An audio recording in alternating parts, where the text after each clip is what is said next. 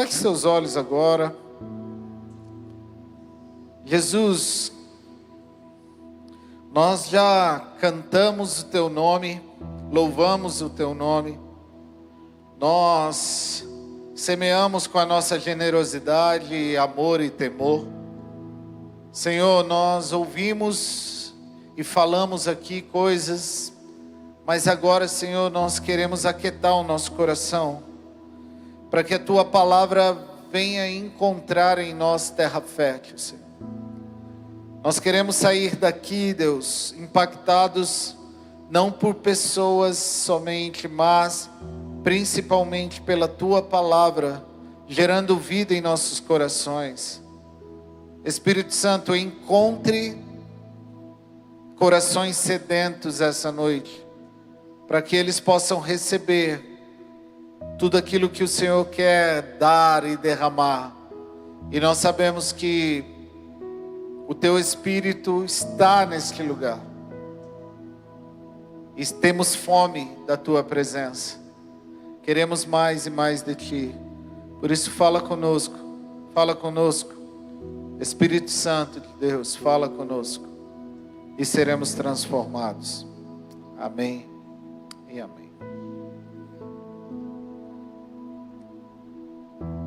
Eu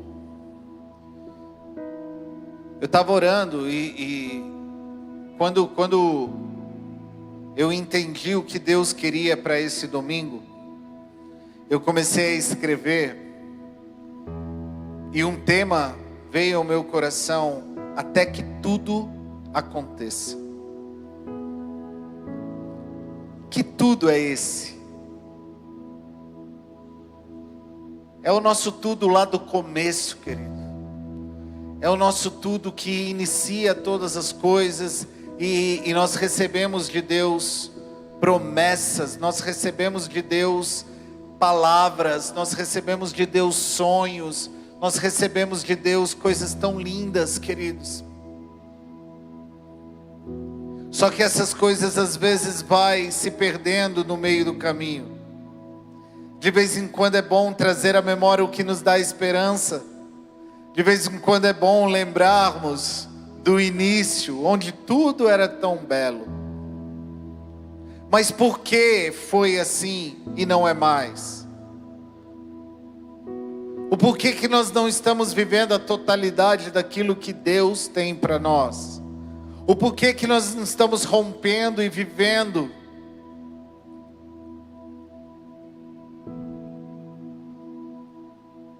Nós não podemos parar até que tudo aconteça. Existem promessas, palavras, sonhos que o Senhor gerou lá no começo, que Ele não mudou, mas nós sim mudamos, nós sim nos perdemos e não nos mantivemos naquela promessa, naquele sonho, até que tudo acontecesse. Então essa palavra é uma palavra talvez de ativação, é uma palavra de nos despertarmos de alguns sonos que vivemos, para que nós voltemos a viver e nos alegrar quando ouvimos coisas do Senhor, que fez todo sentido ao nosso coração, e talvez hoje não faça tanto. Então hoje é uma palavra de confronto, mas é uma palavra de destino, querido. É uma palavra de rompimento. E um personagem bíblico, ele começou a vir ao meu coração, e toda vez que Deus começa a mudar de ciclo a minha vida, a vida da Pri, da nossa família, toda vez que nós sentimos os ciclos virando, as estações mudando, eu começo a ler e orar e lembrar da vida de José. Então hoje nós vamos falar um pouco sobre a vida de José. E vamos trazer as fases, as estações, os momentos que José viveu. Agora, eu quero ler algo sobre José e nós vamos começar do fim. Mas para chegar nesse fim, José precisou viver algumas coisas, até que tudo acontecesse para ele. E olha como é lindo essa palavra, Gênesis, capítulo 41, versículo 39 em diante, vai dizer assim: disse, pois, Faraó a José: uma vez que Deus lhe revelou todas essas coisas, não há ninguém tão criterioso e sábio como você. Você terá o comando do meu palácio, e todo o meu povo se sujeitará às tuas ordens. Somente em relação ao trono serei maior que você. E o Faraó prosseguiu: entrego a você agora o comando de toda a terra do Egito. Preste atenção. Entrego a você agora o comando de toda a terra do Egito. Em seguida, Faraó tirou o anel do dedo, e o anel de selar do seu dedo, e colocou no dedo de José. E mandou o vestir de linho fino, e colocou uma corrente de ouro em seu pescoço. Também o fez subir em sua segunda carruagem real.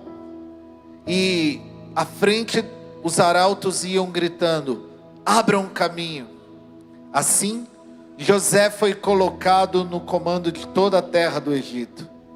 Disse ainda o Faraó a José: eu sou o Faraó, mas sem a sua palavra, ninguém poderá levantar a mão, nem o pé, em todo o Egito. Queridos, se nós lêssemos isso aqui, nós falaríamos: uau, esse José é o cara. José deve ter nascido em berço de ouro. José deve ter sido criado nas melhores universidades, recebido herança, vivido coisas legais demais, importantes demais. E hoje ele é tudo isso, ele é o cara. Só Faraó no trono, em relação ao trono, era maior que ele. Uma pessoa que nem era do Egito se tornou um governador do Egito. Que história linda, que história impactante. José deve ter merecido tudo isso. Poderíamos pensar tudo isso se não conhecêssemos a palavra. Mas até que acontecesse isso, até que José estivesse exatamente onde Deus queria que ele estivesse, José precisou viver coisas que nós também vivemos. O que fez com que José chegasse até aqui? Ele não parou até que tudo acontecesse. Ele não renunciou, não voltou atrás. Ele não estagnou. Ele foi rompendo fase por fase. E é isso que Deus quer trabalhar em cada coração.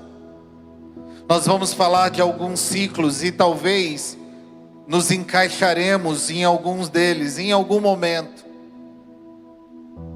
Mas o mais importante é que saiamos daqui entendendo o quão poderoso Deus é para estar conosco até que tudo aconteça.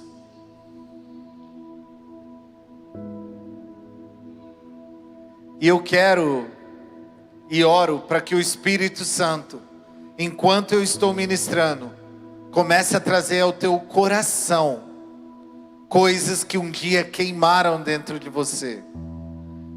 Coisas que eram verdadeiras e motivadoras em Deus. E talvez hoje não tenha tanto sentido. Porque nós podemos ver que em algum momento nós nos perdemos e não passamos para a próxima. Para entendermos isso, vamos ter que voltar ao capítulo 37 e entender quem era José. E o começo da história diz no versículo 2 do capítulo 37. Esta é a história da família de Jacó. Quando José tinha 17 anos, ele pastoreava os rebanhos com seus irmãos, ajudava os filhos de Bila e os filhos de Zilpa, mulheres de seu pai, e contava ao pai a má fama deles. Ora, Israel gostava mais de José do que qualquer outro filho, porque ele havia nascido em sua velhice, por isso mandou fazer a ele uma longa túnica. Presta atenção nisso. A primeira coisa que nós nos assemelhamos, e talvez todos nós, é que aquela pessoa do capítulo 41, em que recebe de Faraó todo aquele decreto de autoridade, nem sempre foi assim. Se você pegar quem foi José do capítulo 41, parece que não encaixa com José do capítulo 37. Porque o José do capítulo 37 saía com os irmãos, nem era o principal deles, saía para pastorear. José deveria ser daqueles irmãos mais novos chato, queridos, que toda hora ficava. Uma coisa a Bíblia fala, que ele era fofoqueiro, isso já está ali no texto. Olha como Deus fez, não é que eu estou dando aval para os fofoqueiros, não, mas Deus pode pegar até os fofoqueiros e transformar em governador pelo poder de Deus. Olha que eles falam, ele contava ao pai a má fama dos irmãos, ele saía ajudando o irmão, depois era o X9 da família. Falava, pai, Rubem só quer mandar. Aí ele começa, né? Esses daqui, filho de Zilpa, então há um grande distanciamento, querido, quando Deus nos encontra para a obra pronta de Deus em nossas vidas. E às vezes essa distância faz com que nós já desanimamos logo de cara. Talvez Deus falou coisas ao teu coração um dia, e você olha para você hoje e fala, não é possível. O Senhor errou comigo. Esses dias eu ouvi algo do Leandro com a Pri. Ele falava o que ele sente que vai acontecer na igreja do Acre, em relação ao norte.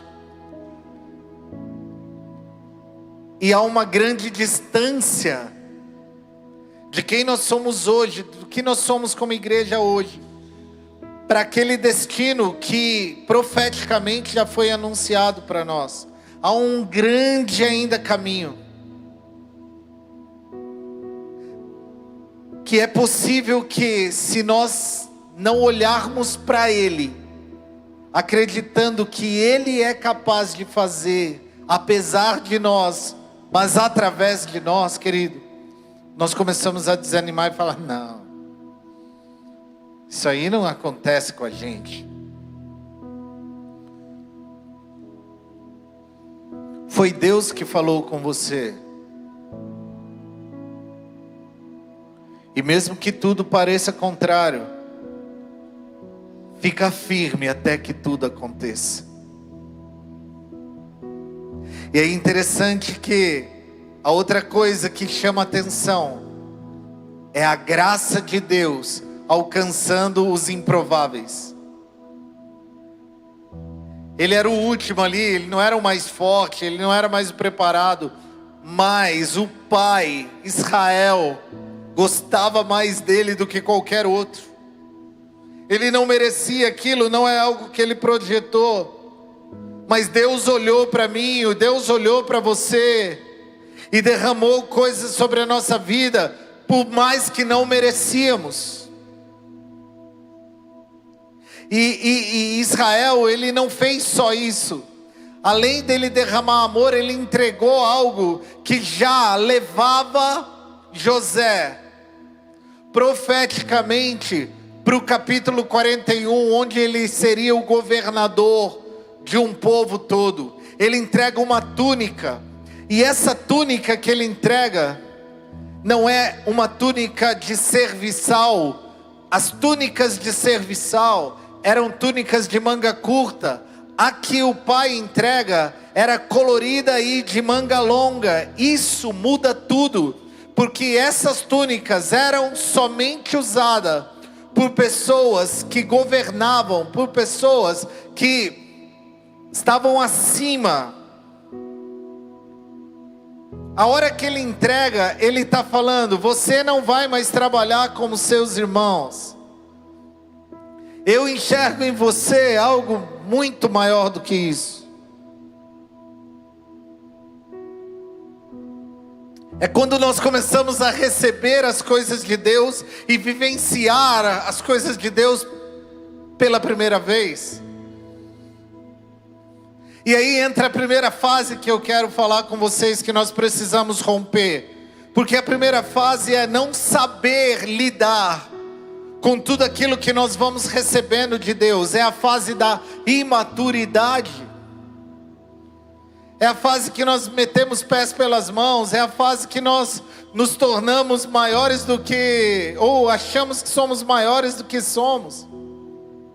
Então José recebe aquela túnica, querido, é uma inferência, não está aqui.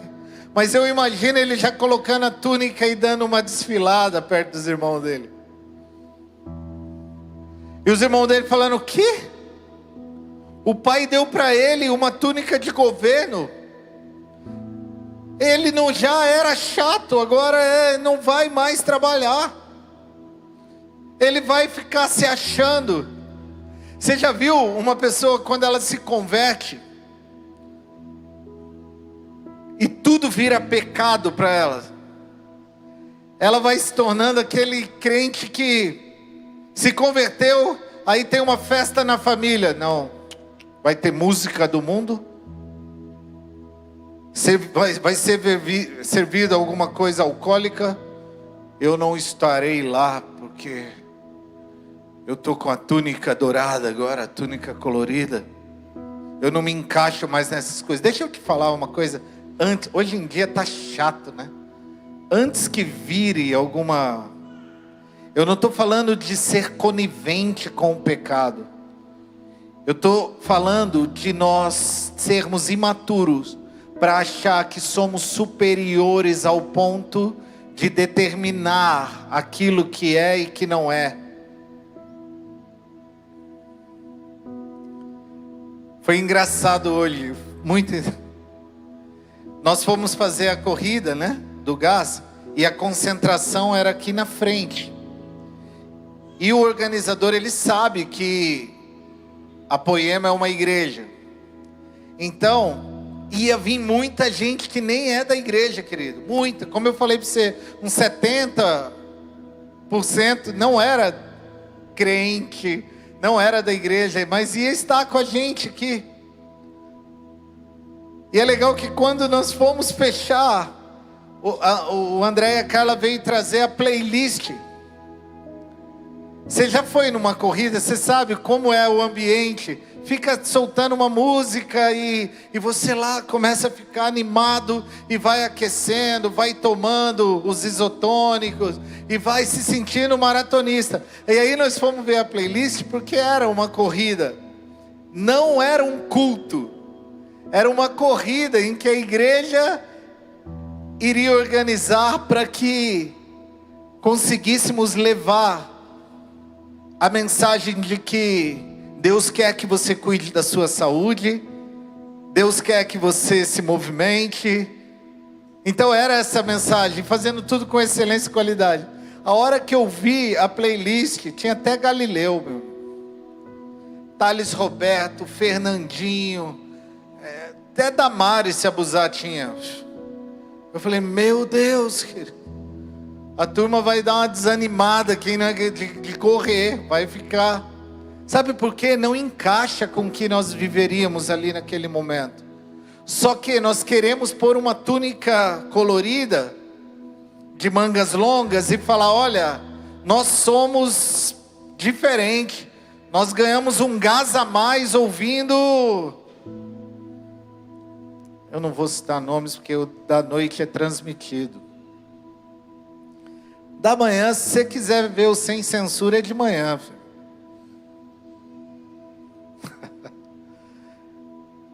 Queridos, depois o Irã veio falar comigo, o Lucas Castro veio falar comigo. A hora que começou o aquecimento, eu pude ministrar uma palavra ao coração deles. E estavam todo mundo bem à vontade para receber. Eles não estavam assim, aonde eu estou? Será que eu posso levantar o pé para aquecer e não vão me olhar? E aí nós ministramos a palavra rápida. Foi a ministração mais cedo que eu fiz na minha vida, eu acho. E aí depois o Irã veio falar comigo, Lucas. Fala, pastor, tem pessoas que falaram que vão vir no culto hoje. Sabe por quê, querido? Porque nós começamos a tirar o achismo de que somos muito especiais. Você não é o centro do coração de Deus. Te enganaram, querido.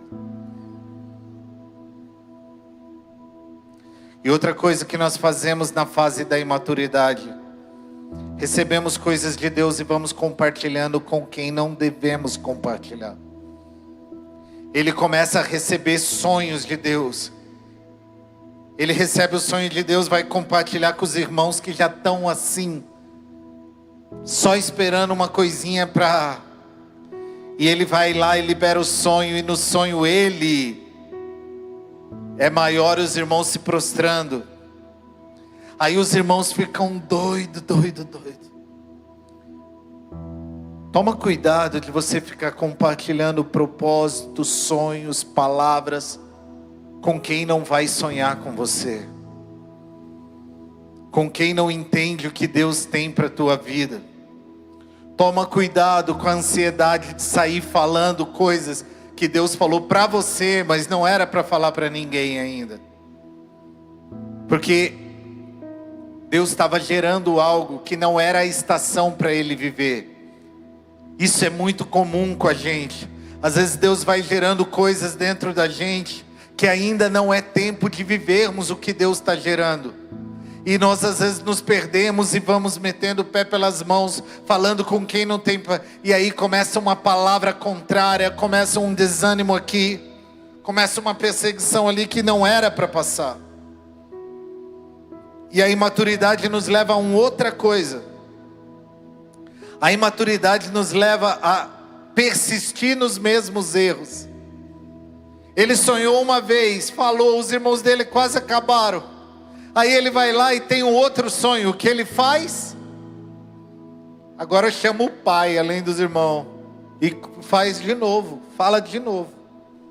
E aquilo foi a gota d'água para os irmãos. Então, José, ele recebeu todas essas coisas de Deus, mas ainda é a fase de não saber lidar com os benefícios do Senhor. E às vezes nós ficamos patinando no que Deus tem, porque ainda nos mantemos imaturos. Não podemos ir para a próxima fase.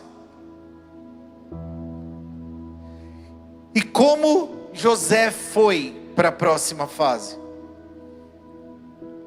Em um determinado momento José estava em casa, e os irmãos deles tinham ido para uma outra região.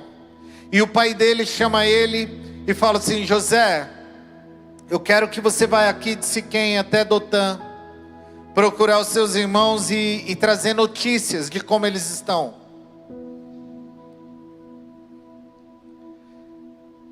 o Espírito Santo começou a falar comigo nisso, que aquilo que vai nos levar à próxima fase é quando nós ouvimos Deus nos tirando do lugar onde nós queríamos permanecer, que é uma zona de conforto. José estava ali muito bem com o pai, sendo mimado, com a tuniquinha colorida dele, e falando: eu sou o amado de mangas longas, é aqui que eu me sinto muito bem, e não há outro lugar melhor, não quero ficar aqui. E aí o pai fala assim: ei, agora vai lá atrás dos teus irmãos. Queridos, se nós sabemos da conversa, se nós conhecemos já esse texto bíblico, nós sabemos que José vai sofrer daqui a pouco, mas que é uma nova estação para ele. Você tem ouvido Deus te falar? Então comece a caminhar em relação àquilo que Deus está te falando. Você tem ouvido Deus te direcionar? Então vá rumo àquilo que Deus está falando. E deixa eu passei nesse texto rápido, e eu senti Deus me fazendo voltar e começar a ler e ler e ler. Daqui a pouco eu falei assim: onde ficava Dotã? Me deu uma curiosidade assim. Querido, mais ou menos do lugar onde ele estava com Israel até o lugar que os irmãos dele estavam, mais ou menos uns 100 quilômetros.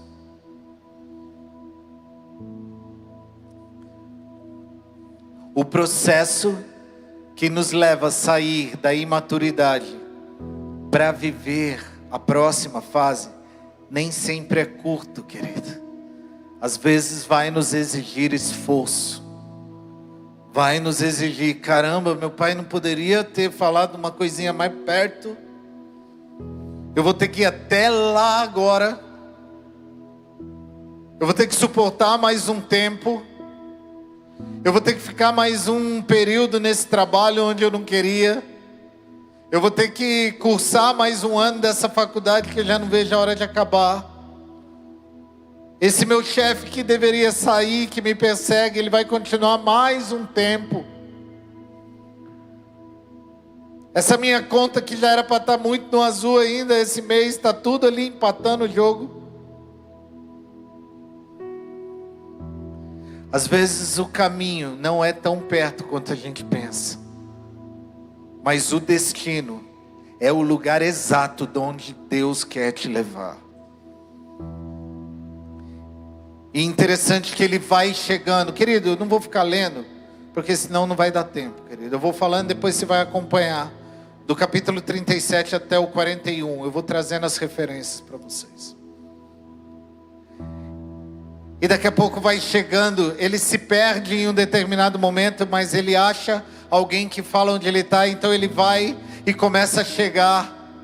E ele vem todo lá, bonitão, achando que os irmãos dele vão fazer igual nós fazíamos hoje, quando os irmãos da igreja iam chegando, todo mundo aplaudindo, vibrando. Os irmãos dele, quando olham, falam assim: não, olha quem está vindo lá. E José vem chegando. Os irmãos dele falam assim: ei, não é possível que esse menino vai querer governar a gente. Vamos fazer alguma coisa. E eles planejam matá-lo e jogar ele numa cisterna. Até que Rubem fala assim: o sangue do nosso irmão é pesado de nós, é pesado demais. Rubem era o mais velho, ia tudo sobre ele. Então ele fala assim: não, vamos deixar ele em vida aqui. Vamos manchar a túnica de sangue, entregar para o pai e a gente dá uma desculpa qualquer. E eles fazem isso com José e jogam ele numa cisterna que estava sem água. E é a próxima fase que nós vivemos, precisamos viver. E se você não viveu, desculpe eu te desanimar, mas um dia você vai passar por isso. Que é a fase de nos fazer romper e sair da imaturidade. E geralmente essa fase é solitária.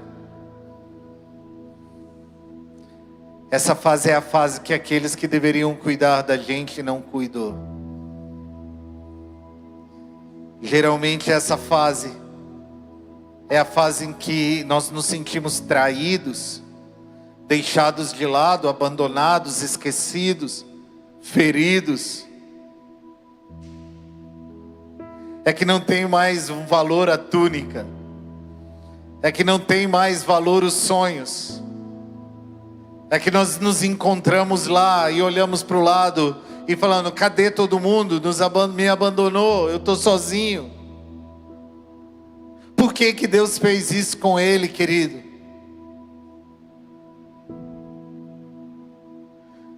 Porque, sendo que Deus tinha dado sonhos, planos, túnica, é que José não conhecia ainda o melhor dele e não conhecia ainda o melhor de Deus. E às vezes momentos como esse nos leva a depender única e exclusivamente da presença de Deus. Então, querido, vai ter momento na tua vida que não vai ter aplauso para você. Vai ter momento na tua vida que não vai ter reconhecimento para você. Vai ter momento na tua vida que você vai se sentir só, rejeitado, trocado. E ele não sabia ainda, isso é pior para mim. O irmão dele está lá numa cisterna, os outros irmãos falam assim, vamos comer? Vamos lá? Comer um pouquinho? E eles começam a se alimentar, daqui a pouco eles veem os ismaelitas passando, vindo de longe.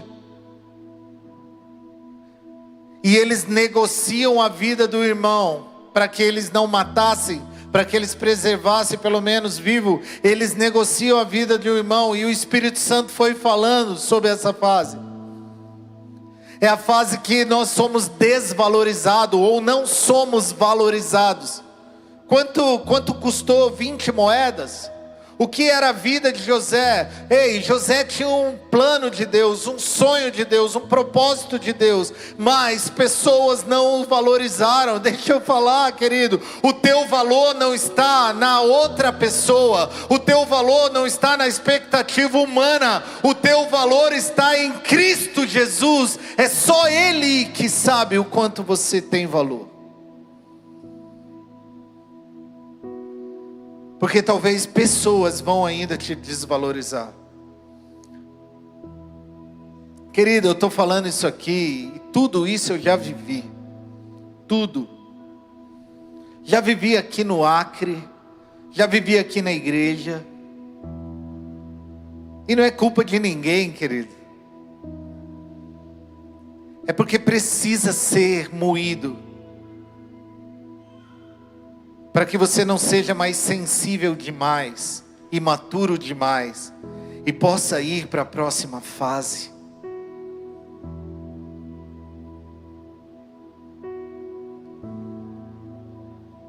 E José então é resgatado pelos ismaelitas, e eles começam a ir leiloá-lo. Eu imagino eles tirando lá, e ele falando, nós vamos para onde? Agora você nos pertence, nós vamos para uma outra terra, você não vai mais voltar para a terra do teu pai. Ah, querido.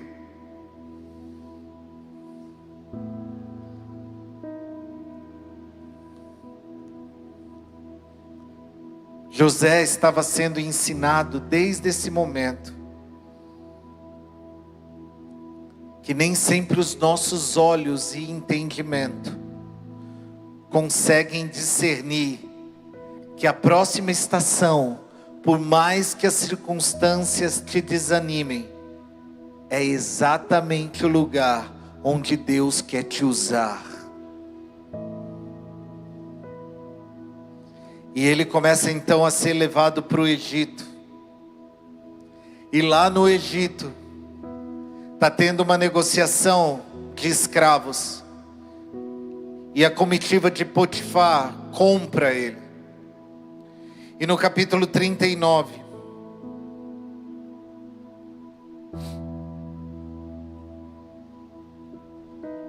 diz assim, versículo 1 e 2.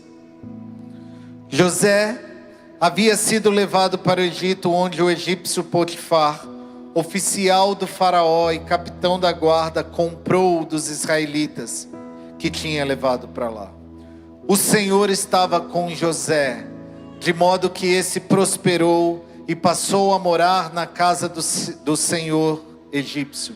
Agora presta atenção numa coisa.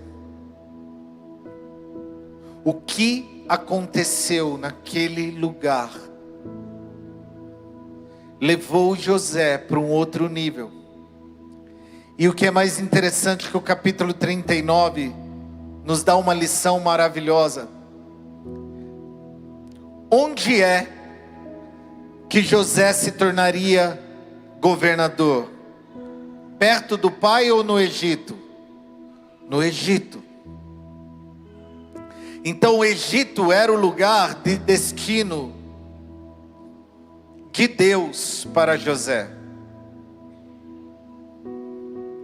Mas quando ele chega à casa de Potifar, a Bíblia não fala que Deus está o esperando lá, no lugar de destino. E Deus estava esperando José chegar ao lugar de destino. Não é isso que a Bíblia diz? A Bíblia diz: o Senhor estava com José. O Senhor estava com José quando ele era imaturo e não o percebia. O Senhor estava com José quando os irmãos o abandonaram. E provavelmente quando ele não tinha mais nada, ele começa a olhar e começa a ver que ele não está sozinho. Ele começa a ter uma experiência de saber que o Senhor está com ele. E depois nós vamos ver que José entendia disso.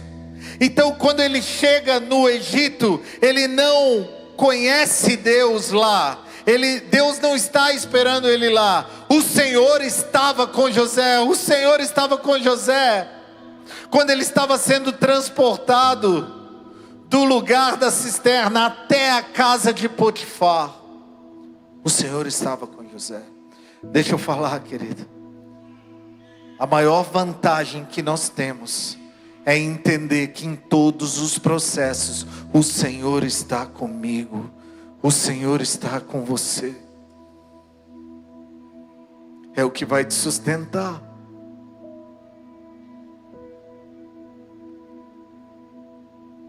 Então chega essa terceira fase que eu queria falar com vocês. E talvez essa fase é a fase principal. É a fase onde separam os meninos dos homens. É a fase onde você agora não é mais imaturo. E Deus começa a te usar. Começa a fazer na tua vida. Eu não sei se alguém aqui já treina jiu-jitsu.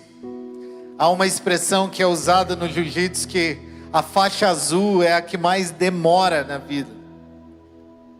Ou o cara desiste e volta atrás, mas o cara que rompe a faixa azul, ele vai parar lá na preta. Depois não para mais. É o ponto exato onde nós começamos a separar que tipo de vida nós teremos. Agora já não é mais José imaturo que se alegra e não sabe lidar com os benefícios de Deus. Agora já é um José esmagado. Já é um José que sabe o que é abandono. Que sabe que mesmo não sendo no lugar que ele planejou, se Deus está com ele, tudo vai ficar bem. Por mais que não pareça. Só que essa fase é onde nós começamos a enfrentar propostas que tentam nos tirar dos princípios eternos.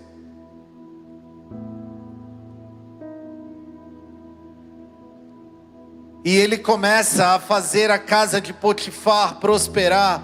e Potifar ele está feliz com José e vai fazendo com que José prospere, mas Potifar não era o destino final de José.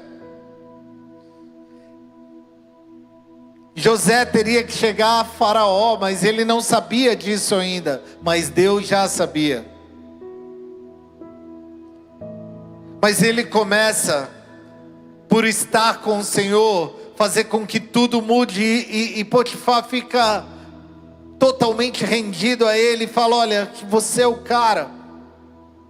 E agora ele não bate mais no peito, fala: ei, já que eu sou o cara, me dá uma túnica colorida e uma... Não, ele já não quer mais isso. Ele sabe que ele não é o cara, mas ele sabe que Deus está com ele. Então esse período é quando nós começamos a viver propostas para nos tirar dos princípios eternos. E talvez José poderia até aceitar essas propostas. A mulher de Potifar começa a ser seduzida pela beleza de José e começa a fazer propostas querendo se relacionar com ele, e ele começa a se esquivar dessas coisas, porque José não quer mais os benefícios. José quer viver aquilo que Deus tem para ele, e os princípios são maiores do que benefícios. Isso faria José romper ao ponto de sair de ser o segundo do segundo.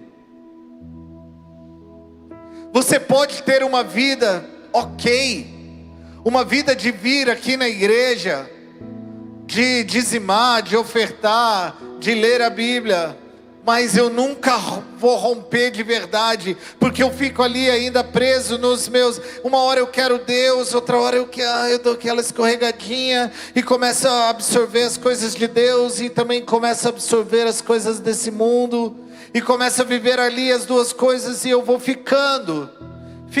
O que eu quero é ser salvo, e tudo bem. E há lugar para essas pessoas, e vão ter pessoas assim. Agora, tem pessoas que Deus derrama coisas tão incríveis, que não se satisfazem em viver somente os benefícios, quer viver o extraordinário de Deus, quer mergulhar mais fundo, quer ir mais longe, quer viver tudo aquilo que Deus tem para ele. E eu espero que seja você essa noite.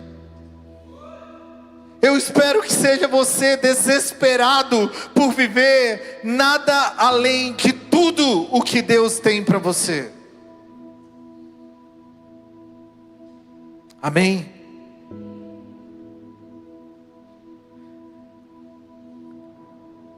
Querido, Potifar confiava tanto que deixava lá José sozinho. E ele poderia falar: vou me deitar com ela também, aí eu agrado gregos e troianos, eu faço as duas coisas e vou vivendo, é bom para mim. Eu falei de manhã, eu quero repetir: na vida de um sedento, na vida de um desesperado pela presença, o bom se torna inimigo do extraordinário. Você quer viver coisas boas em Deus? Tudo bem. Mas se tem fome aí dentro de você, há um extraordinário de Deus para ser vivido, e os desesperados pela presença dele vão desfrutar disso. De verdade, a Poema Acre não será uma boa igreja para Rio Branco. A Poema Acre será uma igreja extraordinária neste lugar. Sabe por quê? Porque nós já aprendemos a não vestir túnicas de manga longa, coloridas, e nos acharmos nada. Eu falo tudo isso porque nós estamos aprendendo que é dele, por ele, para ele todas as coisas. Então, queridos, deixa eu falar uma coisa. Quando você decide viver o extraordinário, quando você decide abrir mão dos benefícios pelos princípios, Nem tudo vai sair do jeito que você espera. Talvez ele esperaria que Potifar confiasse nele, mas Potifar não confiou. E foi levado para a prisão. Prisão é coisa boa, querido? Sim ou não? Querido, não tem pegadinha não. Prisão é uma coisa boa? Não é. Mas quando ela está no roteiro de Deus, para nos levar para lugares mais altos, até coisas que os homens acham que são ruins, para os filhos de Deus vai ser lugar de alavancar para a próxima estação.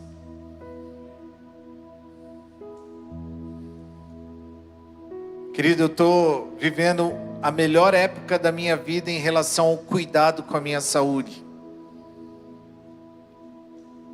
Mas eu fui para um lugar que eu peguei um laudo médico dizendo: você está com gordura no fígado grau 2. Primeiro, eu sou muito medroso, tá? Para essas coisas. Eu peguei isso e eu falei: vou morrer. Priscila, é assim que vai ser. Com o João você faz isso. Espera um bom tempo para você arrumar um outro homem para casar. Minha mãe está assistindo isso aí, meu Deus do céu. Mãe, já estou bem.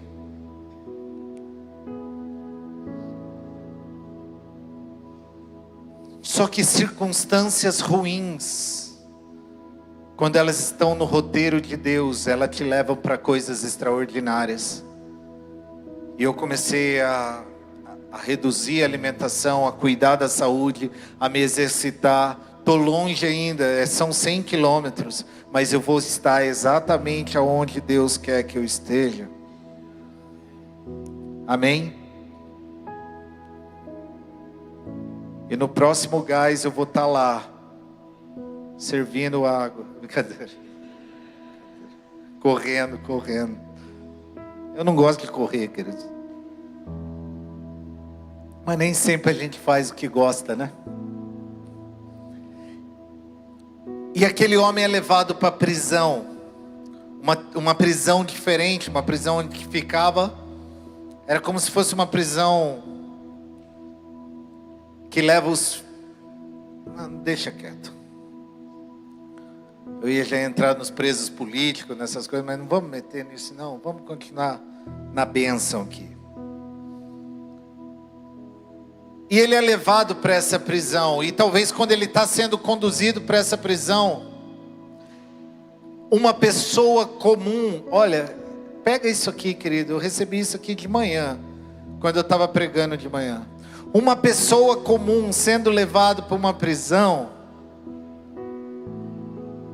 ela ia estar desesperada. Mas eu acredito que José, por ele ter sido lançado, abandonado, esmagado, passado e percebido que Deus é um Deus que não nos abandona em nenhum momento, provavelmente José já está falando: Deus, o que o Senhor vai aprontar lá, hein? O que o Senhor vai querer lá dentro? Por que eu estou indo para lá? Mas o Senhor está comigo, porque no versículo 20 até o 23 vai dizer que o Senhor estava com José naquela prisão. Deus estava com José naquela cisterna. Deus estava com José quando ele chegou na casa de Potifar. E Deus estava com José quando ele foi preso. Prisão é lugar de fim da linha, mas só para aqueles que não vivem na presença dele. O que você está vivendo hoje não é para o teu fim, querido. Não é para te matar. É para você olhar e aprender que é o último level. É o chefão do videogame, o último, que vai fazer você viver e romper o extraordinário de Deus. Então ele está preso. E é nessa prisão que Deus faz o refino final, para que tudo que foi derramado naquele jovem de 17 anos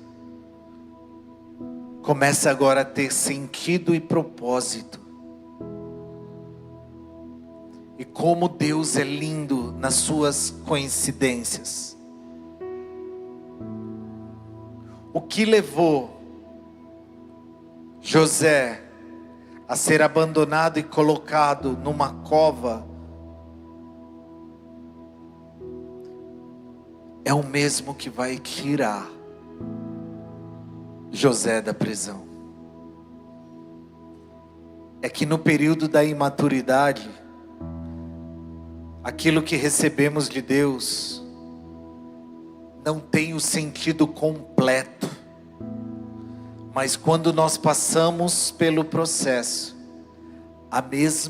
o mesmo sonho, o mesmo propósito começa a se tornar vida, e nós começamos a agir palpavelmente diante de tudo aquilo que Deus tem para nós. E vocês vão entender o porquê. A Bíblia fala lá no capítulo 40, o copeiro e o padeiro do rei do Egito estavam presos também. Eles estavam na prisão e sonharam. Cada um teve um sonho. Ambos na mesma noite. Cada sonho tinha sua própria interpretação. Quando José foi vê-los na manhã seguinte, notou que estavam abatidos. Por isso perguntou aos oficiais do faraó, que também estavam presos na casa do seu senhor: por que vocês estão com um semblante triste? E eles responderam: tivemos um sonho. José entendia de sonho, querido. Tivemos sonhos, mas não há quem os interprete. E disse José: não são de Deus as interpretações? Conte-me os sonhos. José passou aquele que fala os sonhos para aquele que interpreta os sonhos. José passou de aquele que fala na hora errada, do jeito errado dos sonhos, para falar: eu sei quem é Deus e é Ele que interpreta os sonhos. Pode falar, pode contar os teus sonhos. É entender, é a fase, o refino final, a prisão, a prova, é o refino final para nos levar a não mais ser só sonhadores, mas sim entender os propósitos dos sonhos e vivenciá-los. E olha que interessante, aqui há duas figuras que representam muito para nós, e nós passamos desapercebido por isso. Aqui tem a figura do copeiro e do padeiro. Tomara que não tenha nenhum padeiro aqui hoje. Se tiver, não é com você o que eu vou falar agora, tá bom? Mas o copeiro começa a falar o sonho para ele. E a hora que o copeiro está falando o sonho, Deus começa a interpretar que o sonho do copeiro é para a vida, e para a liberdade, e para o propósito. E ele fala: daqui 3 dias você vai sair daqui e vai voltar a trabalhar para Faraó. Não esquece de mim, tá? É como se ele falasse: tudo isso vai acontecer porque tem um propósito, e o propósito envolve a minha vida. Presta atenção. A quem pertencia a interpretação? A Deus. Mas José agora traz a interpretação para dar destinos. E acontece exatamente assim. O copeiro é levado depois de 3 dias. Mas e o padeiro? O padeiro conta o sonho para ele. E ele fala assim: daqui a algum tempo já, eles vão vir buscar o teu corpo, porque você vai morrer. E isso aconteceu também. Querido, é uma historinha meio chata essa da Bíblia, coisa que dó do padeiro. Por que ele foi contar o sonho? Pô? E aí o Espírito Santo começou a ministrar o meu coração. É daquelas coisas, queridos, que são iluminações muito peculiares.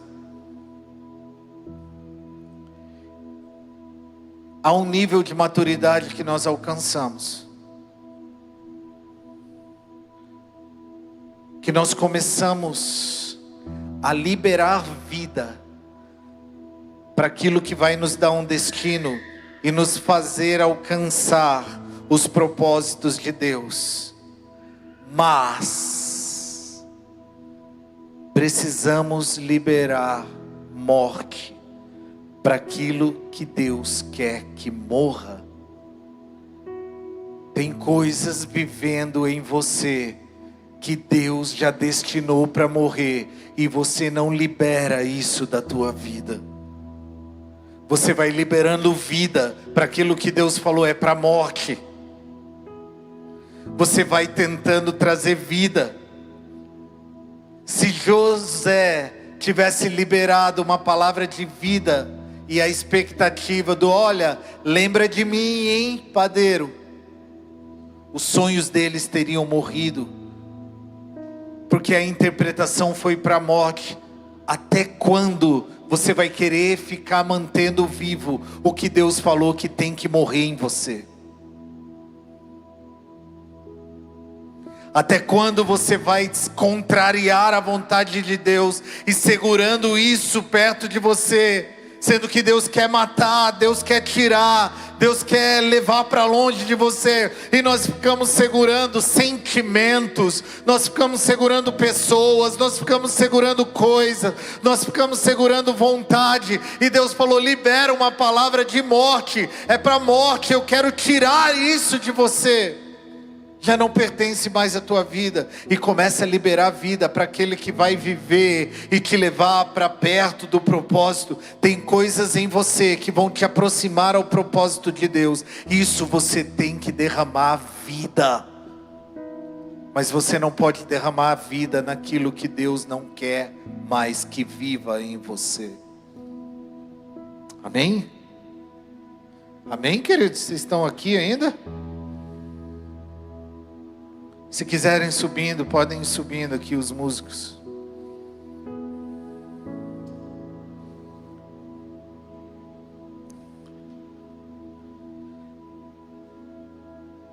E de repente o copeiro sobe e começa de novo a trabalhar com o faraó. Mas a Bíblia fala que ele se esqueceu de José. Isso dá uma indignação doida em nós, não dá?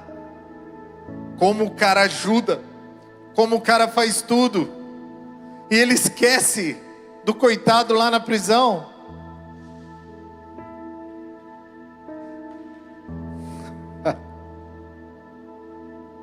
Como nós somos assim, queridos.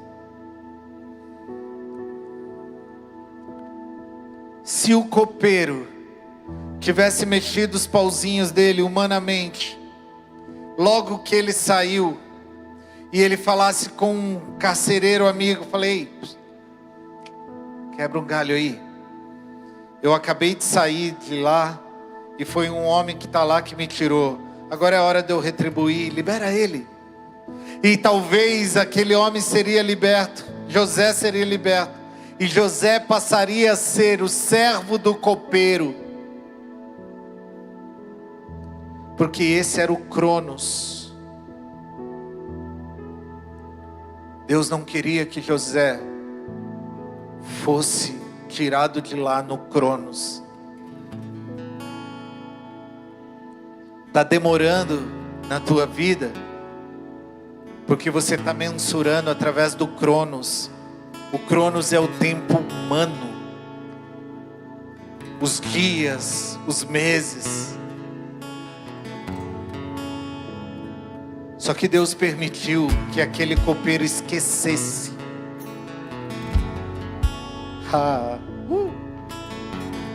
Porque em um determinado dia, o copeiro está diante de Faraó e Faraó começa a falar: eu tive um sonho perturbador e ninguém consegue interpretar. E de repente o Cronos passa para o Kairós e o copeiro se lembra de José e fala: Faraó, existe um, mas ele está lá preso, que tem o dom de Deus de interpretar sonhos. O Cronos está se alinhando com o Kairós e a vontade de Deus começa a acontecer.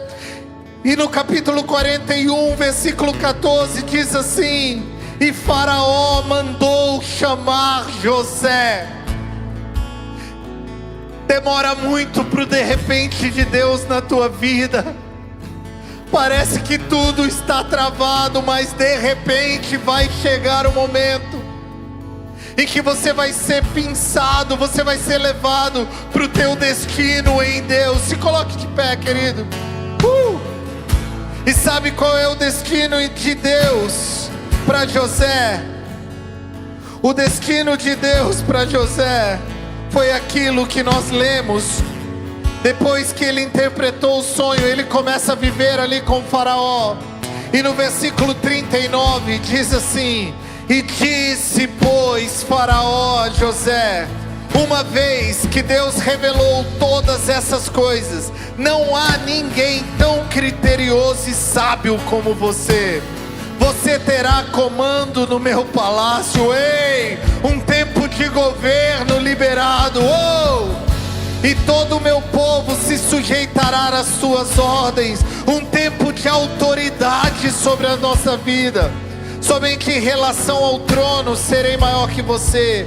E Faraó prosseguiu: entrego a você agora o comando de toda a terra do Egito. Imagina o coração de José, lembrando lá quando ele era desprezado pelos irmãos. Imagina o coração de José, lembrando quando estava sozinho naquela cisterna, abandonado por quem deveria cuidar dele, sendo levado pelos ismaelitas até o Egito, sendo acusado de uma coisa que não fez. E para se manter firme, ele abriu mão de tudo, até ser preso, até ser esquecido na prisão.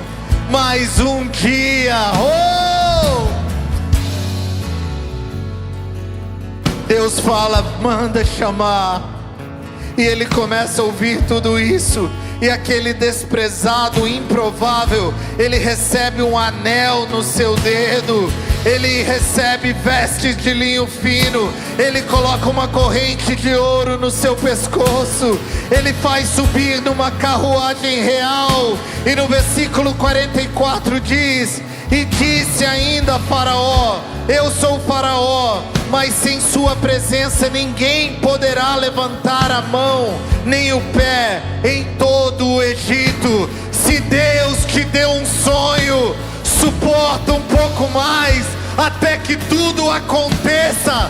Se você tem um propósito, uma palavra, se teu coração queimou um dia, suporta um pouco mais até que tudo aconteça, porque o fim das coisas serão melhores que o começo delas. O lugar de Deus para você é o melhor lugar que você poderia estar. Comece a orar ao Senhor.